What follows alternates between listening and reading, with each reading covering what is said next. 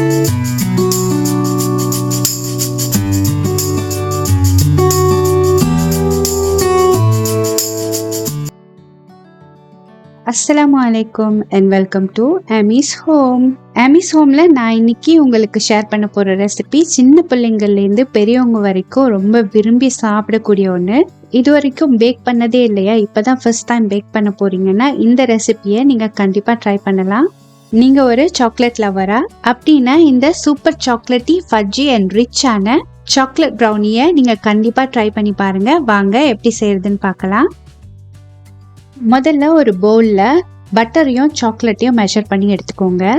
ப்ரௌனிக்கு நீங்கள் கண்டிப்பாக ஹை குவாலிட்டியான டார்க் சாக்லேட் தான் யூஸ் பண்ணணும். இந்த மாதிரியான ஹை குவாலிட்டி டார்க் சாக்லேட் வந்து பேக்கரி ஐட்டம்ஸ்லாம் செல் பண்ணுவாங்கள்ல, அந்த கடையில் நீங்கள் கேட்டு வாங்கிக்கலாம்.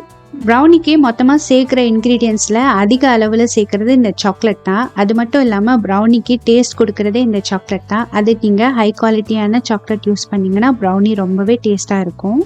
மெஷர் பண்ணி எடுத்து வச்சிருக்க சாக்லேட்டையும் பட்டரையும் டபுள் பாயிலிங் பண்ணியோ இல்லை மைக்ரோவேவ் பண்ணியோ நல்லா மெல்ட் பண்ணிக்கோங்க. மெல்ட் பண்ண சாக்லேட்டையும் பட்டரையும் ஒரு ஓரமாக வச்சு ஆற வச்சிடுங்க. அடுத்தது இன்னொரு பவுலில் சுகரை மெஷர் பண்ணிக்கலாம். இந்த ப்ரௌனிக்கு நான் 2 விதமான சீனி எடுத்திருக்கேன். ஒன்று வெள்ளை சீனி, இன்னொன்று ப்ரௌன் சுகர். இது நாட்டு சர்க்கரை கூட நீங்கள் சேர்த்துக்கலாம். அந்த சீனி கூடவே 2 முட்டை, கொஞ்சமாக வெனிலா எசன்ஸ் சேர்த்து நல்லா ஃப்ளஃபி ஆகிற வரைக்கும் பீட் பண்ணி எடுத்துக்கோங்க.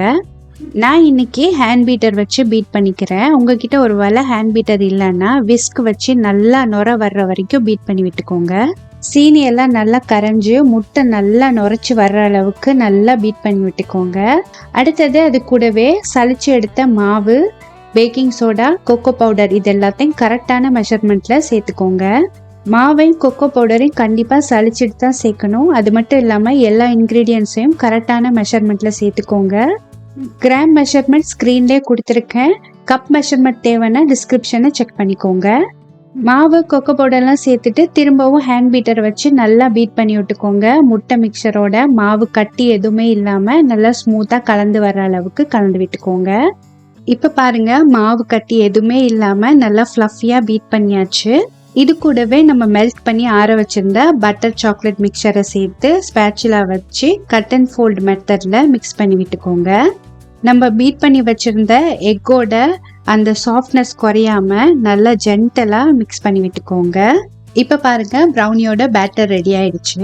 ப்ரௌனியோட பேட்டர் ரெடி. இப்போ பாருங்க, நல்லா திக்கா சாக்லேட்டை மெல்ட் பண்ணால் எப்படி இருக்கும் அந்த மாதிரி இருக்கு. இதுதான் கரெக்டான கன்சிஸ்டன்சி. நான் இன்னைக்கு உங்களுக்கு செஞ்சு காமிச்சிருக்க ப்ரௌனி அளவுக்கு 5 இன்ச், 6 இன்ச் இல்லை 7 இன்ச் இந்த 3 ட்ரேல எதில் வேணாலும் நீங்கள் பேக் பண்ணலாம். 5 இன்ச் ட்ரேல பேக் பண்ணீங்கன்னா நல்ல டாலான ட்ரேவாக எடுத்துக்கோங்க. ப்ரௌனி திக்காக கிடைக்கும். 6 இன்ச் ட்ரேல பேக் பண்ணீங்கன்னா மீடியம் சைஸ் அளவுக்கு கிடைக்கும். நான் இன்னைக்கு 7 இன்ச் ட்ரே எடுத்திருக்கேன். 7 இன்ச் ட்ரேல பேக் பண்ணும்போது தின்னான அளவு தான் எனக்கு கிடைச்சிச்சு. நீங்கள் எடுத்து வச்சிருக்க பேக்கிங் ட்ரேல பட்டர் அப்ளை பண்ணிட்டு அதுக்கு மேலே பார்ச்மெண்ட் பேப்பர் போட்டுட்டு அதுக்கு மேலேயும் பட்டர் அப்ளை பண்ணிட்டு நம்ம ரெடி பண்ணி வச்சிருக்க பேட்டரை சேர்த்துக்கலாம். பேட்டரை ட்ரேல சேர்த்ததுக்கு அப்புறமா ட்ரேயை நல்லா டேப் பண்ணி விட்டுக்கோங்க. உள்ள ஏதாவது எக்ஸஸா ஏர் இருந்துச்சுன்னா அது வெளியாகிடும். இந்த சாக்லேட் ப்ரௌனியை இன்னும் வேற லெவல் சாக்லேட்டி டேஸ்ட் ஆக்குறதுக்காக நான் கட் பண்ண சாக்லேட் கியூப்ஸை மேலே சேர்த்துருக்கேன். சாக்லேட் கியூப்ஸ், சாக்லேட் சிப்ஸ் இல்லை நட்ஸ் இந்த மாதிரி எந்த டாப்பிங் வேணாலும் நீங்கள் விருப்பப்பட்ட டாப்பிங்கை சேர்த்துக்கலாம். இந்த டாப்பிங்க்கு சேர்க்குற chocolate milk chocolate, white chocolate, dark chocolate இந்த மாதிரி உங்களுக்கு விருப்பமான எந்த சாக்லேட் வேணாலும் சேர்த்துக்கலாம். இந்த சாக்லேட் டாப்பிங் வந்து ஆப்ஷனல் தான். உங்களுக்கு பிளேன் ப்ரௌனி தான் பிடிக்கும்னா நீங்கள் இந்த சாக்லேட்டை ஸ்கிப் பண்ணிவிட்டு அப்படியே பேக் பண்ணிக்கோங்க.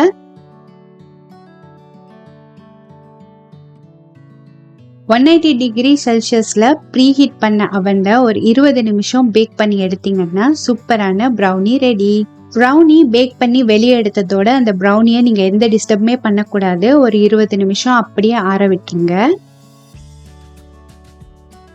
ப்ரௌனி சூடெல்லாம் குறைஞ்சு ரூம் டெம்பரேச்சருக்கு வந்ததுக்கு அப்புறமா நீங்கள் ட்ரேலேருந்து வெளியே எடுங்க.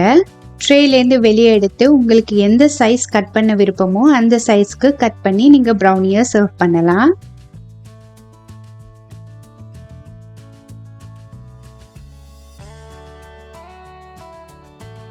நான் இன்னைக்கு உங்களுக்கு செஞ்சு காட்டின இந்த பெர்ஃபெக்டான ஃபஜ்ஜி ப்ரௌனியோட ரெசிபியை எந்த சேஞ்சஸும் பண்ணாமல் அப்படியே பேக் பண்ணிங்கன்னா உங்களுக்கும் சூப்பர் டெலிஷியஸான ப்ரௌனி கிடைக்கும். பாருங்க எவ்வளோ பெர்ஃபெக்டாக கிரிங்கிள் டாப்போட ஃபஜ்ஜியாக பேக் ஆகி வந்திருக்குன்னு. உங்கள் வீட்டு பார்ட்டிஸ் கெட் டுகெதருக்கு இந்த ப்ரௌனி ரெசிபியை கண்டிப்பாக உங்கள் லிஸ்ட்டில் ஆட் பண்ணுங்கள். நான் இன்னைக்கு உங்களுக்கு செஞ்சு காட்டினேன் இந்த ஃபஜ்ஜியான சாக்லேட் ப்ரௌனி ரெசிபி உங்களுக்கு செய்கிறதுக்கும் ரொம்ப ஈஸியாக இருக்கும். கண்டிப்பாக செஞ்சு பாருங்கள். உங்களுக்கு இந்த ரெசிபி பிடிச்சிருந்துச்சுன்னா உங்கள் ஃப்ரெண்ட்ஸ் அண்ட் ஃபேமிலிக்கு ஷேர் பண்ணுங்கள். மறக்காமல் ஆமிஸ் ஹோமை சப்ஸ்கிரைப் பண்ணுங்கள். தேங்க்யூ.